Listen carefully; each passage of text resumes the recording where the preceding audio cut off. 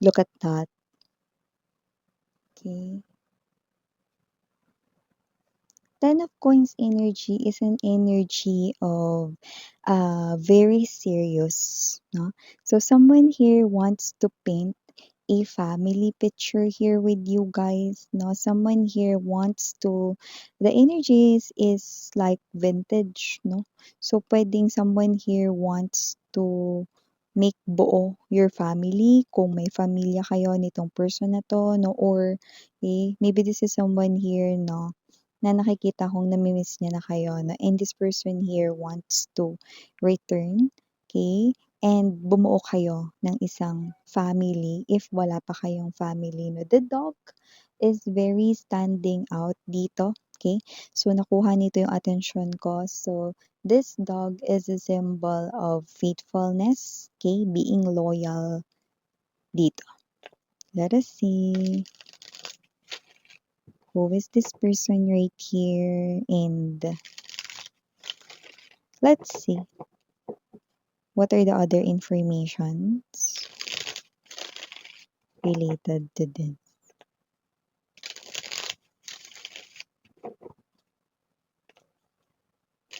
It's raining, ah. It's raining, man. Okay, kaya yung mga immortal dyan, no? Hindi kayo immortal mga babes, no? Huwag kayong sumugod sa ulan kung wala kayong yong pa. Okay? Or wala kayong raincoat. Yan, no? Bawal mabasa.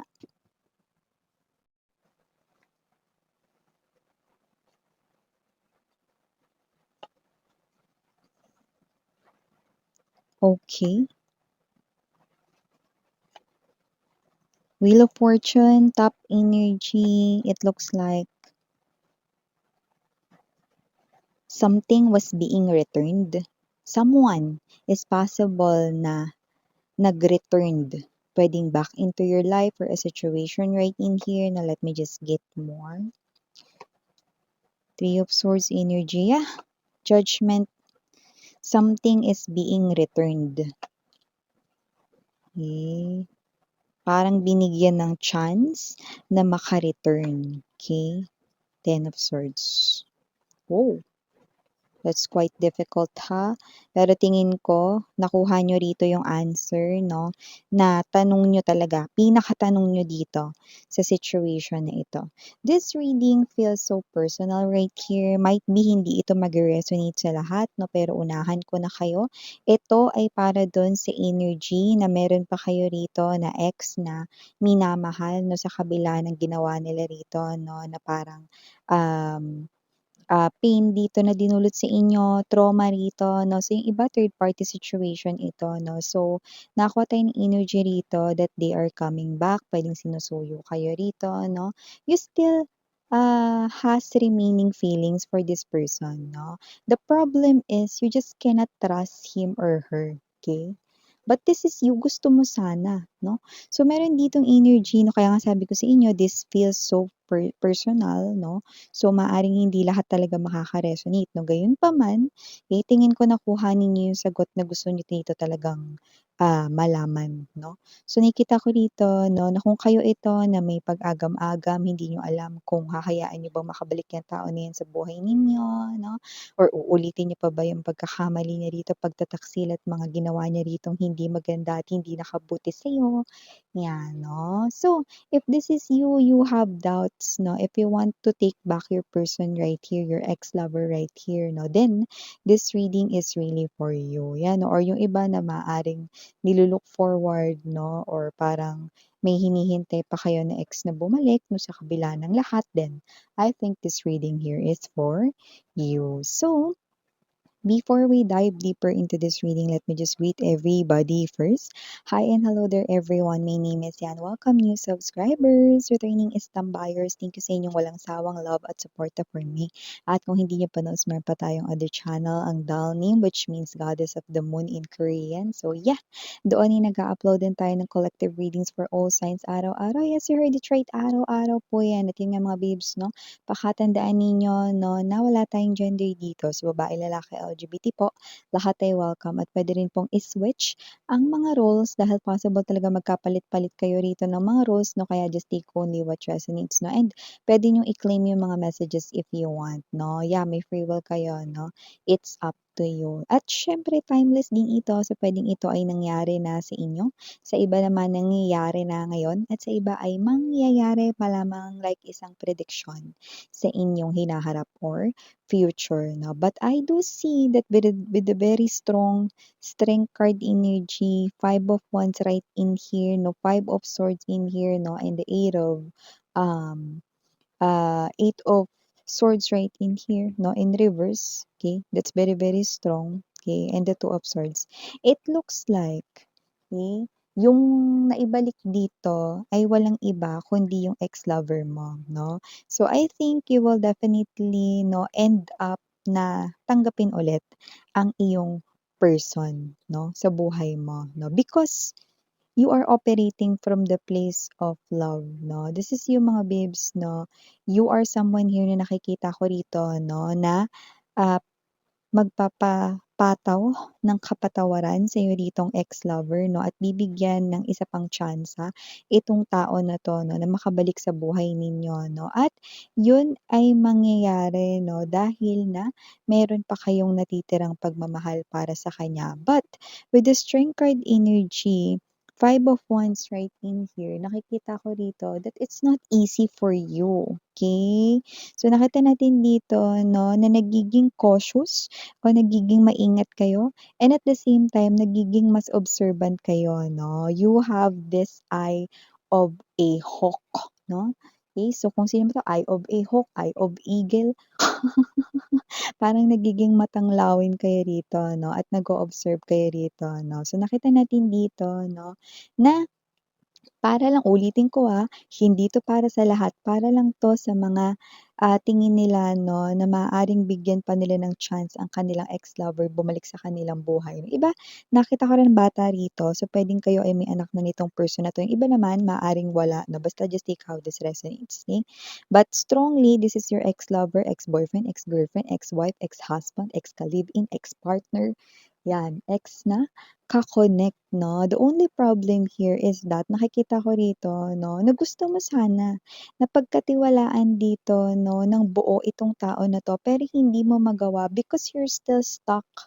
2 of Swords energy 'no, 5 of Cups right in here, sa kanya ritong nagawang trauma, okay, sa buhay mo 'no. Iba sa inyo, you're married with this person right here 'no, or you're thinking about marriage sana, 'di ba? Bago nagkagulo kayo way back before 'no. Yeah, there's a strong third party situation, yes, okay. Tas some of you meron talaga ditong someone else involved in the past na talagang pumagitna at pumasok sa inyong connection, relationship 'no. So, nakita ko dito nagkabalikan nga kayo, you allow this person right here to go back into your life 'no, but however, you're acting like this 'no, at hindi mo rin naman gusto na magpakita sana ng ganitong klase ng side mo, you just can't help it. Hindi mo lang maiwasan. Ano ba 'yun, Miss yan? 5 of Swords energy, and we have here 'no, the Knight of Swords. It looks like parang ang nangyayari rito 'no, aside from being cautious, maingat, aside from, being observant right here 'no, and so much aware 'no, parang madalas na 'pag kinakausap mo siya parang pagalit yung tono mo 'no, parang 'pag nakikita mo siya parang naiinis kayo 'no, may gano'ng klase ng energy. At 'pag kinakausap mo siya parang pagalit ka 'no, ayaw mo rin sana ng gano'n, but you just can't help it. Kasi ayaw mo, this is what you're trying to do, ayaw mong maging komportable siya ulit sa'yo. Ayaw mong maging komportable siya sa mga ikikilos mo dahil ang iniisip mo, the history might repeat itself. Wheel of Fortune energy, 5 of Cups right here, na 'pag naging komportable siya 'no, at nagpakita ka rito ng sweetness kagaya ng sweetness na binibigay mo sa kanya dati, kagaya ng pag-aalaga na binibigay mo sa kanya dati, kagaya ng, mga pag-effort mo para sa kanya 'no, in everything that you do para sa kanya rito 'no, ayaw mo na magamit niya yun ulit sa'yo kasi baka ulitin na naman niya rito yung mga ginawa niya way back before. That's why you're acting like this, but you just can't help it 'no. Ayaw mo sana magpakita ng ganyang side of you, pero this is you. The past keeps on hunting you because this is the same person who betrayed you Ten of Swords energy, this is the same person or parehong tao na nakasakit sa damdamin mo noon. And this is you because this is the same person, the same mistake ay maaaring maulit. That is what is stuck in your head, no? So, hindi kita masisisi because sweetheart, your feelings are all valid and I understand where you're coming from, okay? You've been from a very, very messy situation way back before, no? Because this person placed you or put you in that type of situation where you have no choice but to accept that he or she abandoned you, chose someone else over you, or whatever the case may be, left you right here hanging, 'di ba? So kung sino man 'tong energy na 'to 'no, nagpapakita ka ng ganitong klase ng actions because, you're operating 'no, from the place of past experiences dito mismo sa tao na 'to. You're still hurt 'no, pero nagbalik siya rito sa life mo 'no, and I'm seeing you will give this person here a chance because you still love him or her. Gusto mo maniwala na magbabago yung tao na yan or nagbabago na siya or nagbago na siya rito 'no, but you just can't help it na maisip rito 'no at maipasok na naman rito 'no yung kanya ritong pagkakamali noon or dati 'no. So nakikita natin dito 'no na naiintindihan ng person mo rito, ng past lover mo dito 'no, okey. Six of Swords energy, Knight of Swords energy is an action of tuloy-tuloy, continuous 'no. At with the Six of Swords energy, Ten of Swords, nakikita natin dito that your partner right here 'no, is nasasaktan rin because nami-miss niya yung dating ikaw, yung dating pagiging sweet mo sa kanya, maalaga mo, caring mo 'no, yung parang, "Babe gusto mo ba ng kanin? Ito extra rice oh." "Babe ayusin natin yung kuwelyo mo, hindi maayos, eh, magulo, eh." Ano, so may gano'ng klase ng energy 'no, yung sinasalubong mo siya ng kiss or binibigyan mo siya ng hug bago siya pumasok sa work or sa school 'no, or you're sending sweet notes sa kanya 'no, na, "Kain ka, 'wag kang magpalipas ng gutom." Na lahat yun nami-miss niya, lahat yun gusto mo rin naman gawin, eh. Because you still love this person, but you just can't do that. Kasi ayaw ko miss yan na maging komportable siya ulit sa'kin dahil the moment na binaba ko or baba ako unti-unti ng aking guards, baka maging komportable siya at baka maisip na naman niya rito yung mga bagay na ginawa niya dati na gawin niya ulit 'no. Pero yun nga ba talaga, ano bang masasabi mo dito Miss Yan? Kasi gusto ko rin naman na maging maayos kami since inallow ko naman siya rito na makabalik sa buhay ko, pero wala, eh, hindi ko alam, hindi ako ayan na parang may energy kayo dito na parang hindi kasi ako yung manghuhula, wala kasi akong gift Miss Yan, para malaman kung totoo ba yung pinapakita niya 'no. Yeah, mga babes, eh, you do not need someone, okay? Like, like a psychic medium 'no, like me 'no, to tell you guys 'no, para maispatan ninyo 'no, kung ang energy ng isang person is being truthful or not 'no. It all lies in your intuition, okay? Ibig sabihin nun yung iba ang tinatawag doon ay kutob, 'di ba?